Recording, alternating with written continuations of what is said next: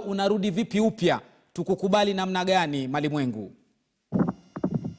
Mimi ni yule tu kwamba na wakati wote ule vipindi viko, yani vitu vipo vingi tu vipya vya zamani. Kwa hivyo hapa haliharibika kitu. Kwa mashabiki wangu nawashukuru sana kwa kuniokota tena. Naam. Sasa na kunirejesha katika hali nzuri hii. Lakini hali si kwamba hali zimebadilika na kwa tayari kubwa za hivi. Mimi bado niko katika hali ile walionikuta nayo, isipokuwa kwa sasa hivi kilichobadilika kwamba na vifaa vya kufanyia kazi. Wamenipatia jembe. Kama wanipatia jembe, basi nitalima upate unga. Yaani napenda sana Lolani unavyozungumza tu kwamba hakuna jipya, mambo yale tu, lakini kuna fununu kwamba unarudi kwenye runinga. Je, wamekuja watu wapya akina Lofty Matambo na wengineo, kuwataja sitawataja wote, lakini unajua kujaje ndio unahisi kwamba watu watakukubali tena kwamba ni yule Lolani wa kale lakini amerudi tena?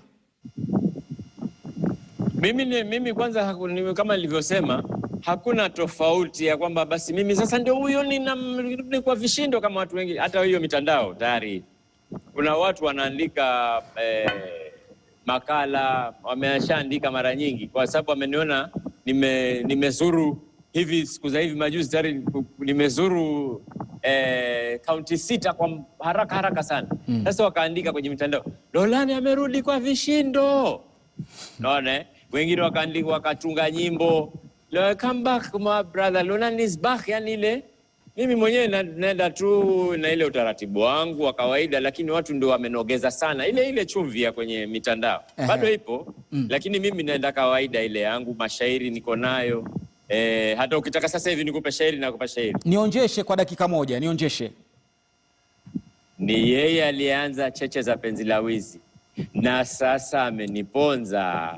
Amefanya mapinduzi, kamshinda mke mwenza, anavyoichapa kazi. Yaya huyu Mswahili atanivunjia nyumba. Nyumbani nikiingia, unikonyeza kwa mbali, unichokoza hisia, anavyotembeza mwili. Naona amepania kuivunja serikali. Yaya huyu Mswahili atanivunjia nyumba. Macho yake ya huruma unipa zote dalili. Moyo hudunda lazima, univuruga akili. Kila akinitizama unipa kisulisuli. Yaya huyu Mswahili atanivunjia nyumba. Hapo mbele yangu. Tosha Lolani, tosha. Unishangaza mwenzangu, haogopi fumanizi. Haumiza moyo wangu, ni bora niseme wazi. Yaya huyu Mswahili atanivunjia nyumba. Safi. Mke akininunia yeye unisogelea, ukimbilia kuja kunyemelea. Lolani anateka kipindi changu kiwe cha mashairi. Lolani tosha, Lolani tosha. Kwa hiyo ni kweli unarudi kwenye runinga kama mtangazaji ama ni hekaya za Abunuwasi mitandaoni? Hekaya za Mswahili. Haurudi kwenye runinga yoyote? Nimerudi jana, ilikuwa siku yangu ya kwanza kurudi hewani. Nafikiri ni mimi nilipata contract ya mwaka mmoja katika kituo cha TV47. Na jana nilikuwa live kwa kituo hicho nikiwa nyumbani, kule nyumbani ambapo wale wa mashabiki wangu waliniona na kuweka ile picha mtandaoni. Huko ndio nilikianzia kazi. Kwa sababu mwenye kituo kile ni fan wangu pia. Kwa hivyo yeye alikuwa miongoni mwa wale walionichangia mimi kupata jembe langu hapo ni kamera. Na akasema kwamba sasa huyu Lolani tumemchangia, ndio abaki mitandaoni tu. Basi mimi nampatia fursa kwamba akifanya vile vipindi vyake vipya na vya zamani aviweke hewani katika kituo cha TV47. Ililandana na programu yangu inayoitwa Safari 47. Kwa hivyo ilishikana bam. Safi. Louis, wewe unarudi wapi? Runinga gani tukutarajie hivi karibuni? Naam, Lolani naam. Nitarudi kwako kidogo. Wacha nipate mawili matatu kutoka kwa Louis. Louis, tumesikia kwa Lolani. Wewe unarudi wapi, lini, kivipi? Tukusubiri wapi? Tukae kijiwe kipi ama kochi lipi kukusubiri Louis?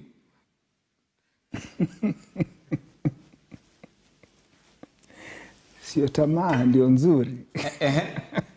Heri tamaa Unatuachia tamaa. Heri tamaa. Ataka mtamani. Naam. Ndio kwa sababu nilikwambia mwanzo nilikubaliana na shangazi. Manake kuna jinsi vile unaweza tafuta namna kuelewa kama kweli watu wanakuhitaji, kama kazi ulikuwa unafanya watu wanataka kuendelee, ama kuna watu wamekutamani, wamekukosa kweli. Mimi nimekutana na watu, sio dereva wa taksi, sio watu katika mahabara, sio watu katika vibanda, na hasa wakati ule ambapo wakati nilienda nikajitokeza mbele ya Wakenya nikasema nisaidieni. Mimi nakumbuka mlikuja kwa njia zote. Ikanionyesha kwamba ni wachache tu ambao wanaona suti, wanaona gari, wanasikiza kizungu, alafu wanakujengea jina ambalo sio lako, lakini wanaamua wewe ni fulani, wanakuweka mahali fulani. Wanaamua vile utaitwa, vile utapendekezwa, vile utatendekezwa. Lakini wakati wapo nilienda kwa Wakenya nikasema nisaidieni. Mulikuja. Na katika hiyo hali niliona toka shilingi 1,100 niliona shilingi 10, niliona shilingi 5, shilingi 20, shilingi 50. Hawa ni akina nani kama si wananchi? Hawa ni akina nani kama si wale ambao wanaamini kama mimi nawafanyia wao, mimi nawazungumzia wao, mimi nawafikishia wao hoja zao. Mbona wakanihitaji? Tungebaki basi wale na wale ambao walikuwa wanaangalia suti, wanasikiza kizungu, wanasema huyo tunamfahamu, huyo sufuria moto ashikiki, yuko fulani, yuko njia ile. Naam. Hata sijui, lakini mimi niliona tofauti. Najua, niliona, niliwatumia shukrani zangu kwa jina. Sio tu ile tunaita kwa kizungu generic. Nilituma kwa jina binafsi, nikasema fulani, nimeona msaada wako. Nimeupokea, nimesema shukran. Mungu akurehemu. Naam kaka, katika kwa hivyo ikanionyesha, hiyo ikanipa nguvu, ikanionyesha kwamba kuna watu ambao wamekuona zaidi ya nguo na lugha, wamekuona wakajua kweli unatuwakilisha. Tafadhali, kama itawezekana, tafuta namna upate nafasi ya pili. Sasa hapo tukukazaa second act. Naam. Kwa hivyo baada ya kuizaa, kuona watu kunao wanakutamani, wanakupenda, wanakuenzi na kukushabikia, uliamua unarudi vipi? Kuna runinga labda imekutafuta, inataka ikuregeshe kwenye kiwambo, utaganda tunakuzama mitandaoni, ama unajiregesha namna gani kwa hawa wapenzi wako? Kwa saizi nilivyokuambia, tamaa ndio taongoza. Nataka itamaniwe. Nataka kweli ionekane nina haja. Nataka kweli ionekane, iletwe, ifikishwe, itajitokeza. Kwa hivyo bado unatuacha kwenye taharuki. Ungefanya vipi wewe? Taharuki nzuri. Wacha nimlete Kazo. Kazo, iwapo mtu anatamani kwanza upya, tumesikia wote wawili, Lui amesema natuacha katika taharuki, japo kuna watu walizungumza naye katika hafla, watu wa haiba mbalimbali. Mtu anafaa kwanza vipi kwa maono yako na maoni yako? Shukran. Nataka kuongea na ule mjukuu wangu Roland. Amesema yaya huyu Mswahili atanivunjia nyumba. Yule yaya Mswahili. Lakini na mimi namwambia macho haya ya malimwengu ndio yatakao kurekebisha wewe. Muulize swali na lofti akakwambia ulichangiwa mpaka zikapita kiasi, hukupata jibu. Si ati kwamba tunapenda sana kuingia. Umesema mwenyewe Lolani Kalu, we huwa wapanda matatu. Hata mimi hupanda matatu. Hata mimi hula kile wanachokula watu. Hata mimi husimama mahali wanasimama watu. Nimesema kuanzia mwanzo, ni kitu gani mimi kitanifanya hawa watu wanirudie? Ili wajue kweli huyu twamjua kama mshauri Kadzo. Mbali na yale aliyopitia, ubinadamu kawaida kwa kupitia majaribu yaliumbwa kwa binadamu. Kwanza tumjue Mwenyezi Mungu zaidi, pili tuwajue marafiki wetu wazuri na mabaya, na tatu tuzidi kuizamia hatima yetu ya kesho. Sijakataa na kubaliana na majaribu, lakini je, mimi ndo nipitie majaribuni haya, nitauvukaje mto huu ndo nisimame tena mimi kama Kadzo binafsi yangu? Saa hii amerudi katika runinga ya TV47. Hongera na Mwenyezi Mungu azidi kukufungulia kipindi chako kiendelee vizuri. Lui naye amesema tubaki na tamaa. Huenda ikawa Mwenyezi Mungu amemfungulia njia zaidi, hajui hata asimame wapi, manake kila mmoja anamtaka. Wote nawaombea njia zao zifunguke. Lakini na mimi nawaambia, kile ambacho ulikuwa ukikitumia kikakukosesha umaarufu, usikirudie tena. Kaa kama binadamu, na hao wabaya watumie wewe wakufungulie njia. Maana hata Daudi ndo apatane na Goliathi, alitumia mahadui ndo akampata Goliathi. Sasa usiwatenge binadamu ukasema huyu anafaa na huyu hafai. Ndo maana Lui akakwambia shilingi 100 mpaka 10 mimi nilizipokea. Na Mwenyezi Mungu awarudishie. Kumaanisha hakubagua kusema ati huyu alikuwa hivi ama huyu alikuwa hivi. Na hata kama nitarudi utarudi, basi usirudi na ubaguzi. Rudi ukijua macho haya yote ya jamii yananitizama mimi. Safi. Na yasiniangalie makosa, lakini waangalie huu mwanzo wangu tena wa pili. Ninaelekea wapi? Asante sana Bi Kadzo. Dan, mtu aanze vipi kuepuka ya kale? Japo ni ashari ama ni aheri sijui, lakini aanzeje? Moyo wa mwanadamu ni mdhaifu Lofty. Lakini mara mwanadamu anapopitia majaribu, mwanadamu katika umakini wake na ukimya ule anapata busara. Na kama nilivyotangulia kusema, unapoyakubali yale yaliyokukumba na kuweza kukubali wewe ni mja tu, haijalishi ulikuwa umefika kiwango gani, sote tuko kwenye safari na tuwapitia majaribu tofauti, panda shuka, milima na mabonde, basi ndio pale unapojiimarisha na hekma ya kujua jinsi gani utakapokabili waja unaporudi, ama unapopata ile nafasi ya pili ama ni ya tatu ama ni ya 4. Unyenyekevu fulani huja na busara fulani ya kukusaidia wewe kuwakabili waja katika njia tofauti na mtazamo tofauti sana. Na kitu ambacho ningependa kuambia ndugu zangu Lolani Kalu pamoja na Lui ni kwamba Mwenyezi Mungu tu ana fursa nyingi anapatia watu wake, na naamini ya kwamba kupitia yale waliopitia kuna busara fulani wako nayo. Napenda sana mtazamo wa Lolani, yani yauti vile, manake yeye maisha yake ameyakabili tu. Leo kukija makubwa sawa, kesho ikiwa madogo sawa, yote mapito tu ambayo tunaweza tukapitia. Lakini kitu ambacho ningependa kusema sana, busara na unyenyekevu ni vitu viwili muhimu sana kukabiliwaje. Tujue ya kwamba tunapokuwa, hata wewe Kadzo na wewe Lofty, tunapokuwa katika runinga hivi, watu wanakuwa na mtazamo mwingi tofauti sana. Watu wanatuona kwamba maisha yetu kama ambaye sisi tuishi angani. Hapana, hata sisi wanadamu tu twenda chooni na tuishi tu maisha ya kawaida. Hii fursa tu tumpata ya kuongea na Wakenya. Kwa hivyo tusipure vichwa, vikaingia vichwa vikasikia kupasuka, tukawa tukajiona kama ambaye ni vyuma tukunjiki na wala hatujali uvugutu. Haya maisha tu, na hii nafasi na vitu vingi tu tofauti tunaweza kupitia. Na Wakenya kule nje Lofty wana mtazamo mwingi sana ambao si wa kweli.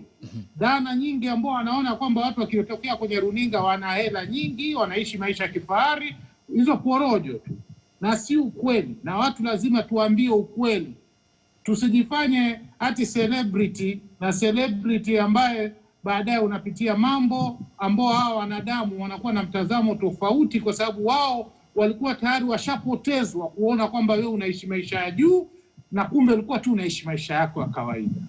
Asante sana. Safi. Lui, labda katika hali ya kumalizia, je, una ushauri gani labda kwa wanahabari chipukizi, watu mashuhuri chipukizi ambao wanatamani kufika viwango ambavyo ulivifikia? Hakuna geni kwako katika huu ulingo wa wanahabari na umaarufu. Una ushauri gani? Imani ni muhimu. Yule ambaye amekuajiri awe na imani na wewe. Maanake sisi tulifungua njia, tuliwezeshwa ndio sisi tukafungua njia ili nyinyi Lofty na wenzenu muje mtufuate nyuma yetu, mkapata mazungumzo yanafanywa, simu mko nazo, mahojiano yanaendelea. Yalikuwa hayapo hapo mbeleni. Mimi nakumbuka mkutano yaliyofanywa katika session, ilikuwa walifanya mkutano sio kwa ngapi, karibu mwezi mzima ya mikutano tu kuwezesha tu simu katika mahojiano, mikutano zaidi ya mwezi. Lakini tuliwezeshwa. Hata hivyo tulipitia hayo yote. Mimi ningewaambia msidharau wale ambao waliofungulia njia, manake kuna yale walifanya nyinyi hamwezi hata mngeweza jaribu. Kwa sababu sisi kama kuna shift tulifanya zote sisi, sio asubuhi, sio katika weekendi, sio holiday, tulifanya sio siku, sio jioni, tulifanya zote.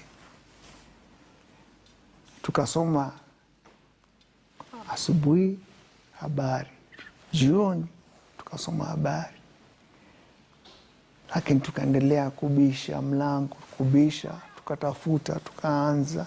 Na ndio nikawambia, tukaanzia hapo kwa simu, tukaanza kuzungumza na wenzetu, tukaanza kuzungumza na nyinyi wananchi, tukawaleta katika studio, mpaka tukaja kwenu, nikaja on the road, nikawazungumzia. Second act itakuwa hiyo pia.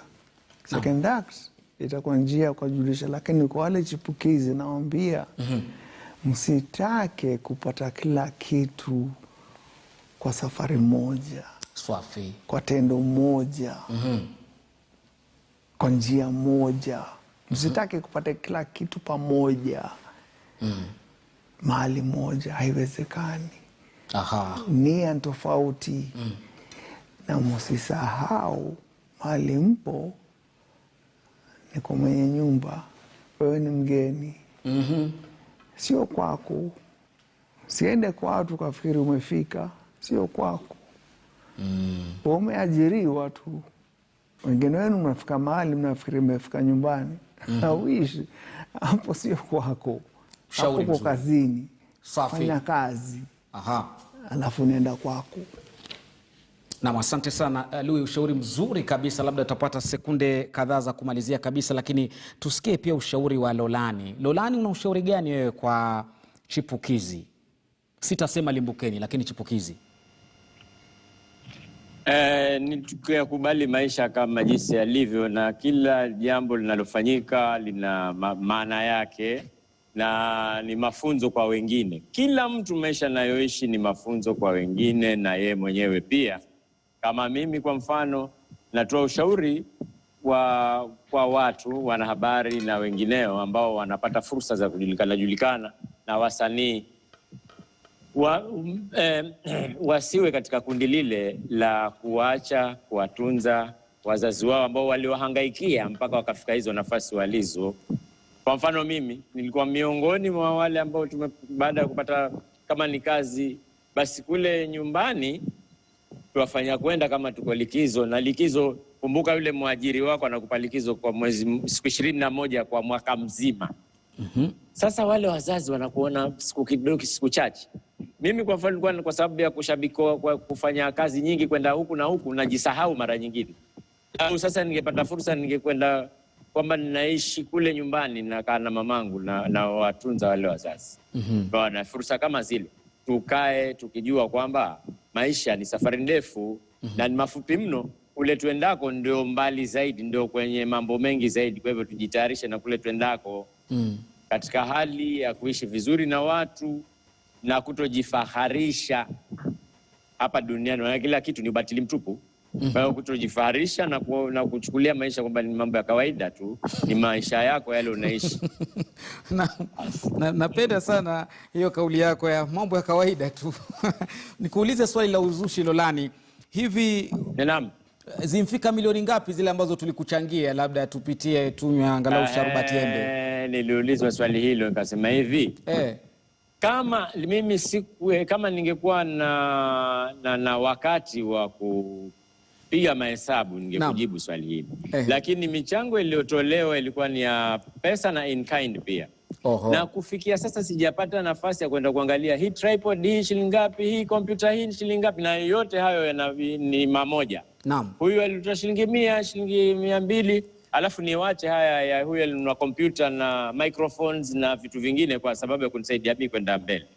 Na kwamba mimi sikwenda kuambia watu nichangieni, ni wale mashabiki wenyewe walisema basi sisi tunakuchangia tukununulie. Kwa hiyo nilipoulizwa swali hilo niliwaambia si muhimu mimi kwenda kuanza 1 2 3 nipige mahesabu njue ni milioni ngapi nilizochangishwa, ni hundreds ngapi. Si la muhimu hilo. Langu ni shukrani kwa mashabiki walionichangia kwa hali na mali. Wengine wametia mafuta. Hata hivi sasa niko kwenye safari naenda huku na huku. Wengine wanasema gari hili bwana nenda ukatuletee vipindi. Sasa hiyo mimi kukalculate hivyo itanichukua muda mrefu sana na sina muda huo. Muda wangu ni kwenda kufanya vipindi vyao bwana. Sasa kukaa chini kwanza kusema ile na kamera ile ni shilingi 1200, ile lens ile nimepata ni shilingi 10, ile tripod. Muda huo si mwafaka kwangu. Mimi nataka kuwafanyia vile vipindi. Na nilisema jibu hilo kwamba lau ningekuwa nimesema mashabiki nichangieni, fans wangu nianzishe initiative ya kuchangiwa, hapo basi nilikuwa nasema ile initiative ya kuchangiwa ilifika. Lakini mashabiki tutawauliza vipi wale mashabiki ambao walianzisha wao initiative ya kunichangia? Inakuwa ni swali zito hilo. Lakini niliponunua kamera kwa mara ya kwanza nilionyesha risiti na ilikuwa imelipwa zote, pesa zilikuja kwa M-Pesa, hazikuwa kwa agent wala nini, nilitumiwa mimi mwenyewe. Na siku ya kwanza iliponunuliwa kamera ilibaki na shilingi 1500 mfukoni. Na nikaonyesha risiti ndio hii imebaki na shilingi 1500. Watu wakanichanga tena, umepata tripod? Nimepata. Kwa hivyo ni complicated ndio, siwezi kuwa nimefanya calculation hizo zote. Bila shaka Lolani mkwasi wa majibu yule. Asante. Kadzo, ushauri wako ni upi kwa vijana, watu maarufu katika ulingo wa wanahabari na kwingineko ambao wanajichipuza kuingia kufuata nyayo za kina Lolani na Lui? Napenda sana wajukuu wangu hawa wawili, Lui na Lolani, maana wanaongea katika hekima na kimaadili. Lui na Lolani, double L. Amesema vizuri sana Lui, ukiandikwa kazi hapo sio kwako. Sasa na mimi kama kawaida yangu nyanya, huwa najiita shoka mpaka hata si shoka, msumeno. Lazima nikate mbele na nirudi na nyuma. Yule baba alikuwa tajiri sana, mtu wa majivuno. Alikuwa anageuza magari vile anavyotaka. Na hata kama utamwomba pesa uko barabarani, baba yule alikuwa hakupi na mkono, yakurushia chini uokote. Sasa siku moja yule baba akagonjeka, akalazwa hospitali. Alikuwa akifika wakati wa chakula na alikuwa kwake basi ni kuma samaki. Lakini alipolazwa ikifika wakati wa chakula kikiletwa, baba yule paka kula hawezi, anapiga tu makofi. Kumaanisha kila kitu kina wakati wake. Kama wewe uko kazini na unaweza kuandika mwenzako apandishwe cheo, na ukikalie hicho kiti, ujue Mungu halali na mtu. Kama wewe ni mkubwa kazini, una uwezo mpaka wa kuwapandisha watu mishahara, lakini umevikalia wewe, wavifaidisha wewe, Mungu halali na mtu. Kuna siku moja, siku ikifika, hao uliowakataza mishahara hao ndo watakushika mikono wewe tena. Huyu alikuwa mkubwa, huyu alikuwa dereva wetu, huyu alikuwa akisoma habari Lofti Matambo. Lakini neno majivuno uliokuwa nayo hawatayasahau. Kwa sababu gani? Tunasoma kupitia kwa yale tunayoyapitia. Mimi kama mimi wananitazama lakini wananisoma. Dani Mugera amesema vizuri sana. Naam. Msituone tuko katika maruninga basi tukawa tunaishi katika anga. Sisi ni binadamu kama nyinyi. Ni vile watu hawajapewa fursa kila mmoja kuingia katika maruninga. Maana kila mmoja katika chini ya jua hili la Mwenyezi Mungu ana talanta yake. Na ndio maana kilicho chako hakiwezi kufa kama wewe mwenyewe haujaaga dunia. Safi Kadzo. Tumia wakati wako vizuri ili watu waje wakukumbuke na wakukumbatie tena. Maana dunia hii ni dunia inafunza, na dunia hii ni dunia ni lazima takutia adhabu. Shukran sana, ushauri mzuri. Dan, nakupa dakika yako moja ya ushauri wako tukimalizia. Mimi husema kila mara, weka Mungu mbele. Alafu kuza talanta yako, jenga tajiriba yako, alafu hakikisha una heshima kwa mkubwa na mdogo. Usitake kuishi maisha ya watu wengine. Ishi maisha yako, kaa kwenye mstari wako, na mengine yatakuwa historia.